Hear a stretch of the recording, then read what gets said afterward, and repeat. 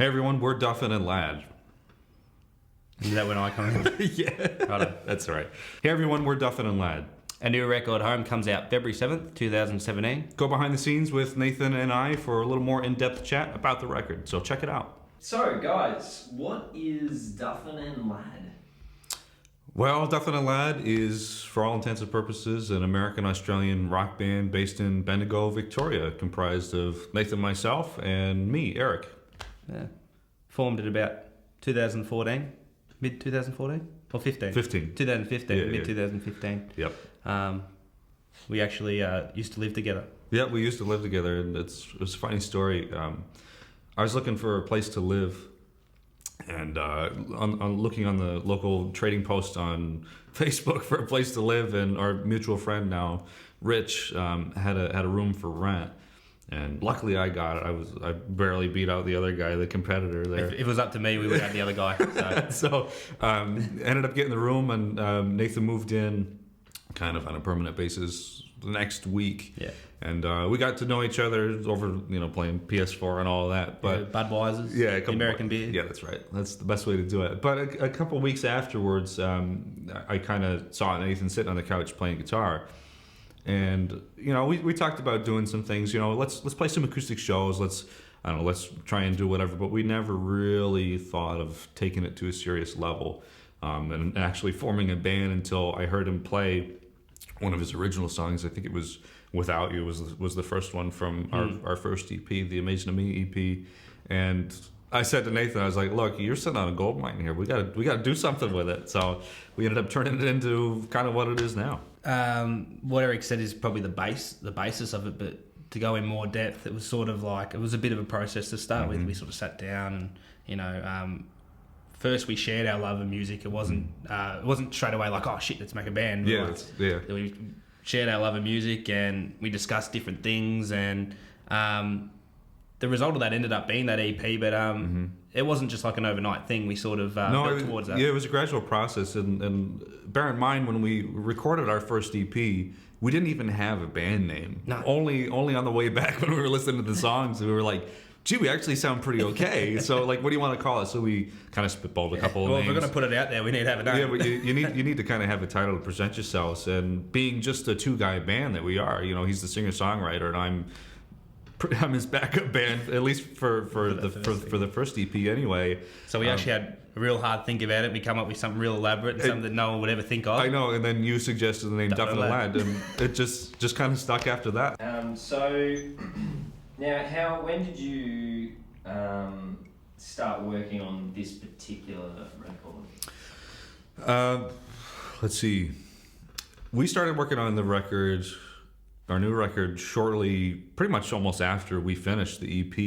And it wasn't a conscious decision, let's make another record. It was like, we like this musical relationship we have, so let's continue it. And because it was really funny, because after we finished the EP, it was like, oh, here's another song that Nathan wrote, or here's a song that I'm working on, and let's just come together and do it. So we never sat down and we're like, you want to write a record? It just kind of happened. It just kind of fell Once out. the process sort of started, we're like, well, we've got a few songs together. We might as well keep going with it. Might as well do it, yeah. So I think I really enjoyed personally, and I don't speak for Rick, but I think he did as well. I think the process that we went through to make that first EP, it was actually a really fun process, and it was something we got to do, be very creative on it.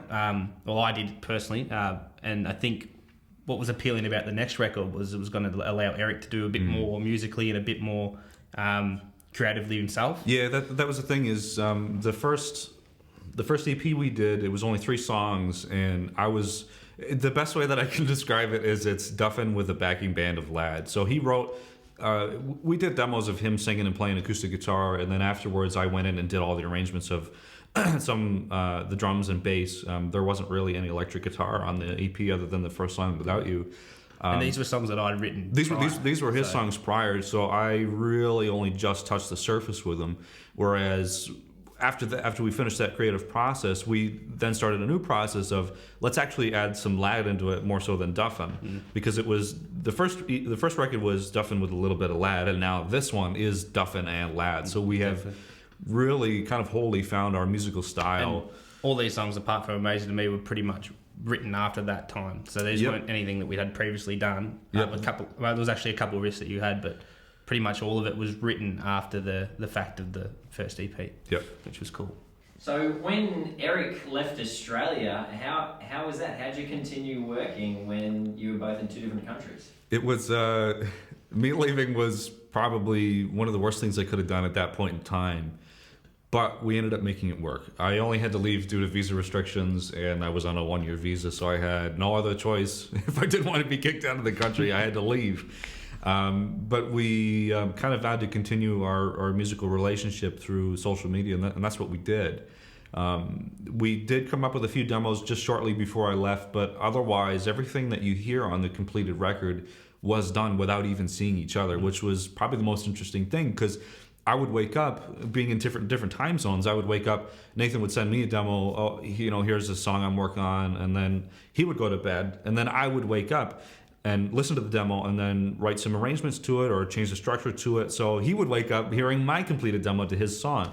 So it was a really interesting process, and kind of thinking about it now, it doesn't sound like we did it from afar too. No, absolutely.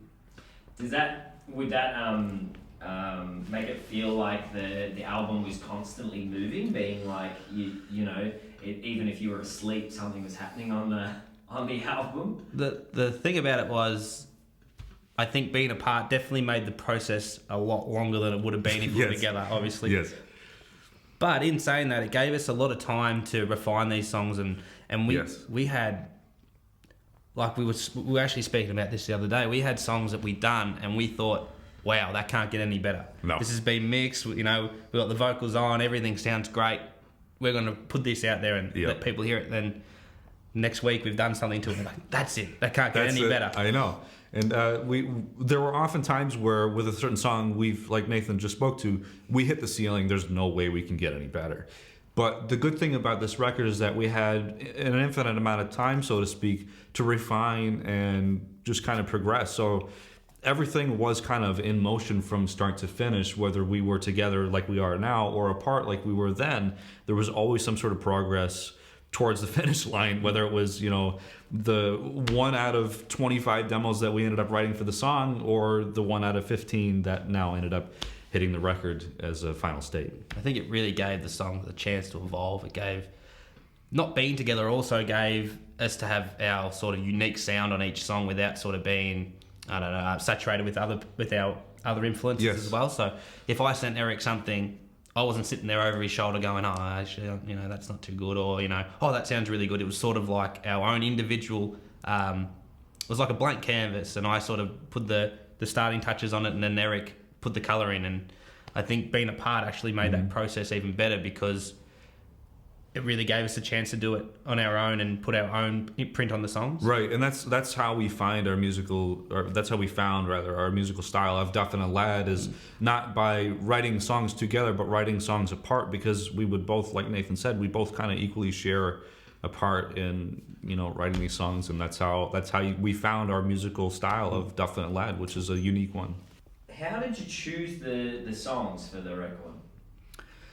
Choosing the songs was not an easy task. They're out of the 15 songs we have, which we're very proud of, they're still withstand some songs that we really wanted to get out there this time around. But I guess that's kind of the thing, is always have some stuff in the bank, and take it out if you need to. And as far as the creative process, I mean, those are things that we can come back to and refine with what we spoke to before, with time, which is the best way that these songs can really evolve themselves.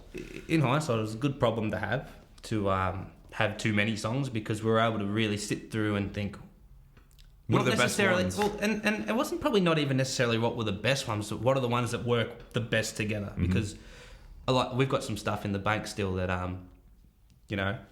that's really special stuff. Watch this space, because there's going to be more stuff coming too, because we've got some really good stuff still in the bank that we didn't quite get onto this record, but we're really keen to do something with. Yeah, and there were songs that we were even saying a week before we announced the release date, do you want to cut this song for that song? Like, we tried not to play favorites too much, because we already had kind of a set list set in stone, so to speak. So, well, originally it was going to be 11 or 12 songs, wasn't it? Yeah, originally, it was going to be 11 or 12 songs, but things happen, and we just have so many things that we just want to get out there and just make a musical statement, I guess.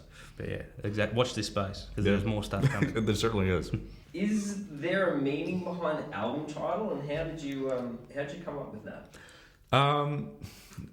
So the record is called Home, and home wasn't something that we were really aware of kind of in the moment, only until after the fact we realized in the songs the word home is repeated quite a lot, and considering the fact that we did it from our respective homes, together or apart, it was kind of the main kind of factor in the creation part of the record. And it's just, out of many titles that we brainstormed, it was the one that stuck the most because, again, having been over in the States and then Nathan being here, we did this record from home. I mixed and mastered the record from home. Aside from the drums, we recorded everything at home. So it was the reoccurring theme. It was the reoccurring theme throughout the process of the record. So that's why Home was probably the most fitting title that we could have given this record. And tell me about the songs. What are the meaning of the songs? Oof. Well, it depends which song. On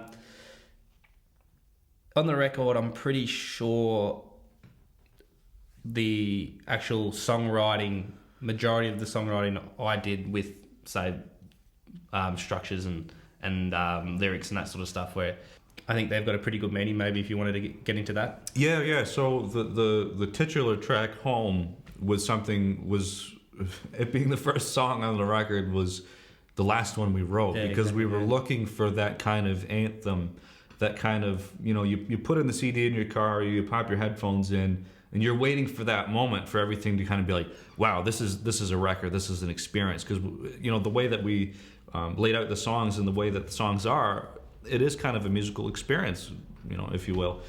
So the first track, Home, initially came from an idea that I had. I was writing an instrumental guitar piece as kind of like an ode to my hometown. I wanted to give that feeling of running around in the farm fields and running through the cornfields and just feeling that nice, cool summer air, wash over your body and just feel like nothing can ever take that moment away. And I showed that idea to Nathan, and we kind of developed it as what you hear now, Home, from an instrumental acoustic guitar piece to this full 1970s classic rock kind of in your face, The Who type feel, and that's what it is. That song is about my hometown. It sets the tone for the album. It sets the tone, and that's what it's about. So it's one of those songs that we hope sort of resonates with people. That no matter where you are, you've still got a home. You've still got some place where you came from. Yep. And that's sort of what the song means. Like to Eric, obviously it's your hometown of Syracuse. Yep. And to me, it's my hometown of Talbot. Yeah. A little country town. And so we like to think with a lot of these songs on the record, they do have their own meaning, but it's also about how people interpret them and how people make their own meaning from them and how they feel about the song. So, and that's the thing, not only with Home, being about my hometown, it can be about anybody's hometown. Anybody who listens to it has a home. And that's something that everybody can relate to. And there are a lot of reoccurring themes throughout the record that people can relate to, whether the meanings that we really kind of have, they'll kind of stay between Nathan and I, but everything is up to interpretation. And that's the special part about the record, is anybody can identify with any number of songs regardless of what they're about. And I think that's the best thing. And there's a lot of good stories on the record. There is a lot of tragic stories. There's a lot of tragedy in here, but there's positivity in the tragedy, and I think that's what we try to turn it into. So there's the balance is really good. And also the songs that are maybe written with more of a tragic theme, they've always got that positive thing to them as well. They've always got that, as we were saying before, we've got that sort of, they're up for interpretation, what people want to make of those songs. If people listen to, say, one of the songs that we wrote that may have been about maybe a little bit of tragedy and they get positive from it, that's perfect. And that's what we're chasing. Aside from Home, really the most specific kind of story that we told that actually has a meaning is the reason why at least I'm sitting here today, and that's a song called Lights and Sirens. And the premise of the song is, there was one night this time last year in February, there was a car accident out front of my front yard at home, and my father and I were the first responders. So we heard the screeching of the brakes, as you hear in the first line of the song, and in the dark I hear the screeching of the brakes. So what happened was my father and I ran outside, and we're thinking, am I too late? And that's exactly what's conveyed. Because when my father and I went and saw this gentleman in his truck, he was long gone, to keep it brief. But it was the strangest thing, because when I went out there, you hear the song Sweet Home Alabama by Leonard Skinner, and the line that I heard when I saw this guy, and I knew he wasn't for good. It was, "Oh Lord, I'm coming home to you," meaning, I'm passing away or something. And that was a moment I'll never forget. I got chills thinking about it right now. It's a moment I'll never forget. And I wrote the story to Nathan, or I told him, here's a song we should write something about. We should write something about this moment. And Nathan so clearly, told the story with a little more. And basically, I wanted the premise of the song to be, while I watched this guy, I watched his life flash away, I thought, what if my life were to flash away the next day? Have I done everything that I've wanted to do? And that's kind of the theme in that song. And that was the moment in my life when I said, I need to go back. I need to go pursue this Duffin Ladd thing, because there's something really special about it. So that car accident and that song Lights and Sirens is why we're sitting here doing this interview right now, because it resonated with me so much. And that's something that you can hear throughout the song, not only for me, but it's like, have you done everything that you want to do? Make sure you make every day count. And being the storyteller and songwriter that he is, he conveyed my experience and so much more through the lyrics of the song. And I guess, it just really worked out that way. With all of the songs that you've chosen and written, and how all they mean so much to you, how on earth did you get an order together? How did you work that flow of the album out? Some songs naturally just flowed into each other, Yep. which was really handy, because that was something that we spoke about that was always going to be tough. And in the end, I think Eric sort of took the reins with that and sort of sat down and listened to everything and got him into a perfect order. And I think he's done a really, really good job. It just, the whole record just flows. It's just, everything seamlessly goes into each other. And it sort of tells a story of a whole. It tells a story of sort of our journey that we made the record. Mm-hmm. Like we said, it's funny that the last song we wrote together in a room together, Mm-hmm. which was a rarity for us because we were writing from different countries and all that sort of thing. It's funny that became the first song on the record. That's right. And it got bookended by a song that we wrote together in a room. Yes. The same day, possibly. It was very, very Something close, like that, very yeah. close by. So I think that's a really cool sort of little Easter egg in there that people might not be aware of. The but first for us- the first and last song were the last two songs that we wrote when we got back together in a room, which did not happen at all. So they're, out of everything on the record, they're the only two songs that we actually wrote in the same room together, Exactly. which is pretty And they funny. bookend the album, which I think is pretty cool. Yeah, so I mean, when I came up with the order of the songs, if you want to get kind of technical with it, when you master a song, when you have your final mixes, you gotta put icing on that cake, so to speak, and that's what mastering does. And in the kind of musical world, I like to master everything together. That way it flows. That way I can crop everything the way that I want it and get the precise timing. So at the very end of Home, it bookends right into Lights and Sirens. So Home stops on a dead stop, and then Lights and Sirens starts with, the double hit on the snare, and then it goes right in. So there's not a dull moment on the record. And if there, it possibly could have been had we ordered it a different way, but it's always got to be in motion. Just like the recurring theme of us writing the record, everything was in motion. So this record always is in motion, no matter where you're listening to it. So the best way to listen to this record is from front to back. Exactly. Start to finish, and you just let it run. So, favourites. I mean, it's like having a favourite child almost. Have you got a favourite song, and why? I do have my favourites on the record. But I love every single song, and I'm very proud of every single song that we put on there. If I had to pick a favourite, So tough. I really like a song called One More Time, which was very funny. It was because it was a song that we wrote really early on, and we sort of let it, it sort of just sat there, and really nothing really happened with it. It was the underdog of the record. It was, because I think I wrote it possibly before you left. That might have been one of the ones. We recorded that demo before we left. Yeah, and I always liked the song, and it was, I think it's very catchy, and it sort of, has a real 90s theme to it, which a lot of our songs do, a lot of our music Yep. does. But for a while there, it just sat there sort of. It was like the unwanted child for a little while, just sort of sitting there in the folder and didn't really get anything. I would done listen to the demo. We would both listen to the demos and we would skip over it just because, you know, again, back to the time thing, it was just something that developed with time. But when we would listen to it in the initial stages, it just wasn't quite there yet. Yeah. So it's very funny. When we finally got I think when I really clicked and thought, this is going to be really good, was I think when we finally got the drum track onto it. Because when we first...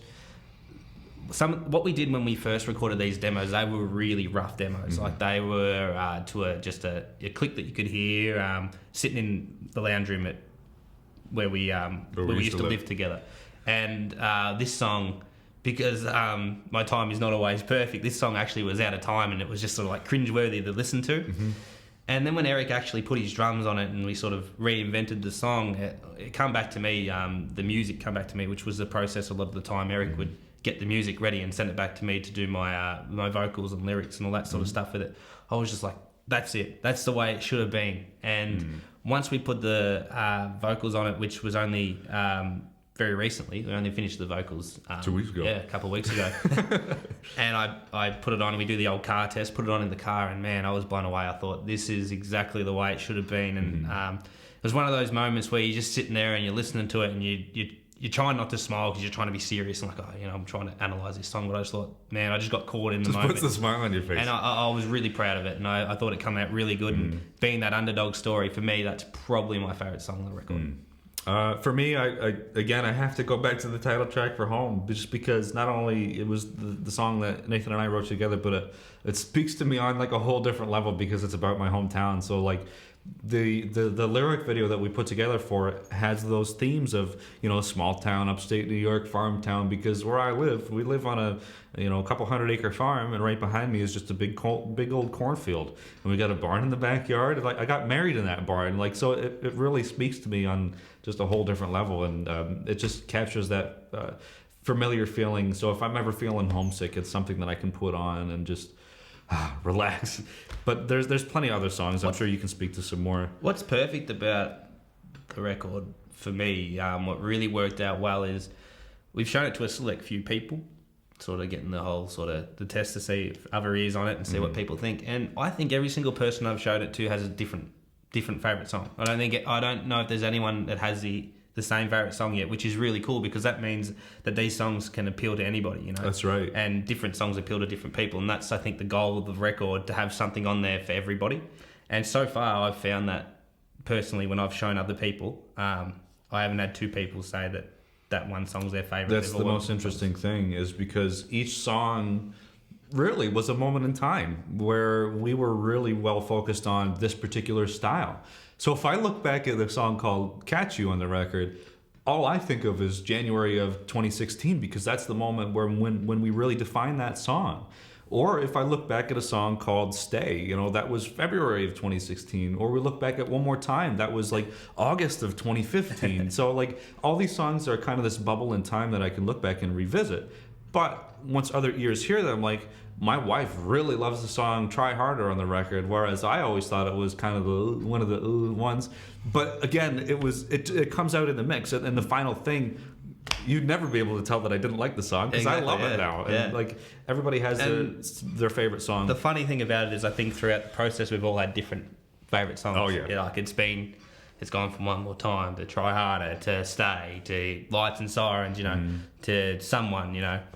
And it's just sort of like, it's funny, this is sort of a little bit off topic, but when you were talking about getting married and that, like, throughout the process of writing this whole record, we've evolved as people as well. Yes. And you can hear it in the music. Like, we've sort of, it's been over a year process, a year and a half process, and you can actually see, I feel you can hear in the songs where we've actually matured and we've evolved, and different things have happened in our lives, and at different times you can sort of hear that in the music, which I think is really a really unique thing and a really cool thing. A lot of things happen. There's been a lot of personal growth, and I guess in terms of the record, what's most important is musical growth and chemistry for the both of Nathan and I.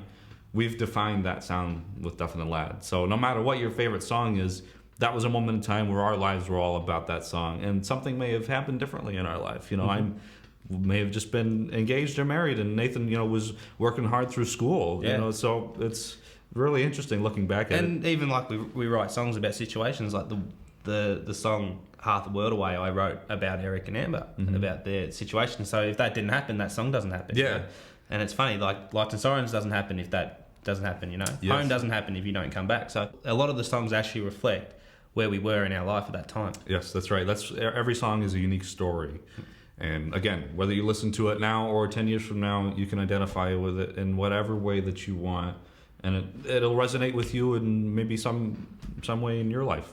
Talking about a listener's experience to the album, what do you want the listeners to come away with, and how do you want them to feel once they've listened to your album? I think a lot of that, some of the stuff we've discussed before, I want people to listen to these songs, and I want them to have their own experience with them. I want people to listen to these songs and think, oh yeah, that reminds me of that, or that I was doing this when I heard this song, and I want people to have their own experience with it. As we said before, each song really does have a meaning, and we wrote 90% of the songs about real life situations, which is just the way that I write and the way that Eric writes as well, which worked out well.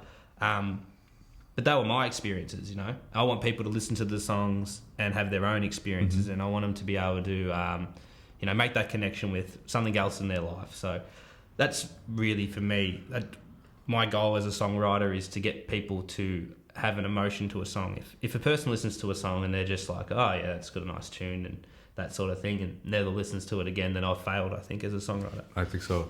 It's so funny because if I look at a certain record, it's like taking a picture at a certain point in my life. The record Moving Pictures by Rush, it was just such a definitive part in my childhood and as growth as a musician. That was the record that made me want to pick up a guitar, made me want to pick up playing bass, made me want to pick up playing drums, all three. So I ended up learning the whole record back to front on each instrument, and that was a moment in my life as a teenager where that record defined me. And I always strove as a musician to create something that some kid gets out of school, puts in his earphones to just block out the world and listens to my music.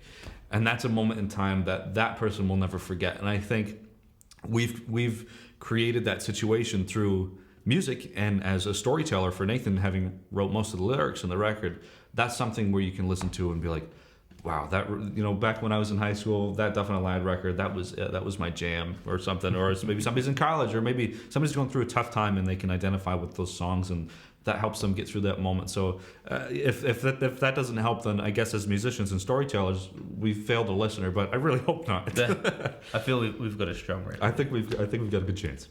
So throughout this whole process, what have you learned? What have you learned through making the record Home? I think for both of us, we've really defined the style of Duffin Ladd. We know what Duffin Ladd sounds like, and musically we can speak to that in writing songs. So some of the newer songs that we've written that didn't make the record, or songs that we just started writing for fun because it's a fun, creative process, they sound like Duffin Ladd. It's a distinct style. When you listen to Foo Fighters, it's Foo Fighters. When you listen to Coldplay, it's Coldplay, or Goo Goo Dolls. You know who it is. So maybe in 5-10 years' time, one of our songs will come on the radio and you'll say, that's Duffin Ladd. I know who it is. So creatively, we've learned who we are. We've gotten our musical identity throughout the whole process. So I think that's pretty cool. Yeah. I've learnt the process of making a record, and how it's not something that happens overnight. It's something that you have to let happen organically, that you can't force. I've learnt that process, and it's something that I've really enjoyed, and something I'm looking forward to doing more of in the future. And it's just been a really fun process. Yeah, I've really enjoyed it. As kind of like a hobbyist, like recording engineer, it's given me a lot of experience, more so than I would have had. And because I'm just so picky with how everything sounds, I went through everything with a fine-tooth comb, and the fact that we did it from home really looks good on my portfolio. I mean, it sounds pretty all right for just doing it in my little office over there. And I think we've really managed to accomplish a lot, and we're not really aware of that yet. But as time goes on, we can sit back and think, gee, we really did something special here. Who were your influences? Like, what were your musical influences in the songwriting, the music, and even the lyrics? Like, what influenced you? For me, being a 90s baby, I am a big fan of a lot of 90s bands, a lot of that alternative rock sort of 90s bands, like you mentioned the Goo Goo Dolls before, even Matchbox 20 who come a little bit later. The bit of Coldplay in there who also come a little bit later as well. But then we've also got like influences from bands like the Foo Fighters and all those sort of things, bands like that. And it's funny that you hear those bands together and you think, that doesn't sound right. I don't know how they'd sound well together. But I feel like if you sort of listen for that, you can hear those songs, you can hear those bands in the record, because they're the bands that I listened to growing up. And for me, that sort of driving guitar, good rock beat and bass guitar, that 90s feel of like the 90s alternative rock was something that I really wanted to do. And I think it's something that a lot of people can listen to and be a little bit nostalgic about.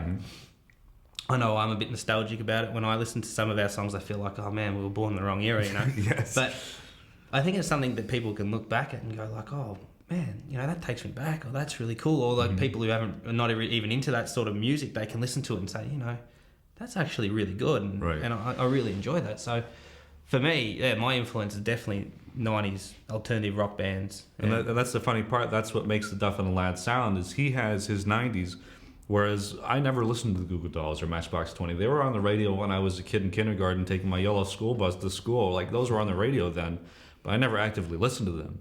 When I got into music, I listened to all the classic rock stuff, Led Zeppelin, Rush, yes, a lot of progressive rock. So that's where my bass really flourished on the record. Instead of just being a root note guy, I was all over the fretboard creating distinct bass lines and things that you can hum along to. And those influences distinctly come from that 70s era where, you know, again, back to the moving pictures from Rush thing, you know, you hear that guy play bass on the record and you think that's another guitar. There's no way that's a bass.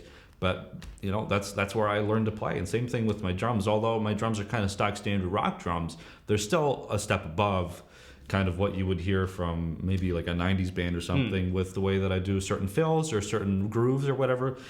But in the end, everything we do fits so well together, whether it's a guitar solo that I just threw in the record just to try, or a set of lyrics or a melody that he threw in.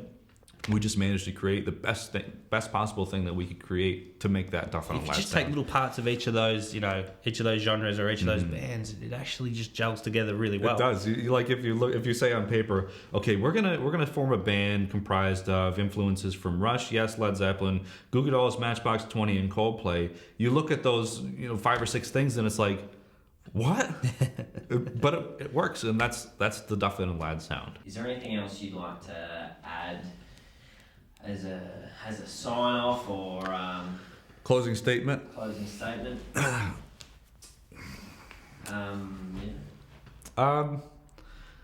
I, on a personal note, I hope that everybody who listens to it enjoys the record. A lot of time, blood, sweat, and tears has gone into this record from, you know, not only Nathan and I, but a musical standpoint. Mixing the record, being stuck in a room for tens of hours on a day. It's been a 1.5 years, nearly 2-year process working on the record. And every day that Nathan wasn't writing songs or composing things for these songs, I was in there mixing. And I was in there trying to make everything sound just perfect to everybody's ears, whether you're listening in headphones or a car or, you know, big giant speakers or a movie theater or something. I don't know. It took a lot of time, and it took everything I had to make this record, and I really hope it comes across as something that somebody put a lot of thought and effort into. So for me, it's a really big accomplishment. I'm super proud of what we have. I couldn't be happier with the outcome of the record. If people enjoy it even a tenth as much as I enjoyed making it with Eric, then I think we're onto something pretty special here. I think so too. Really proud of what we've done.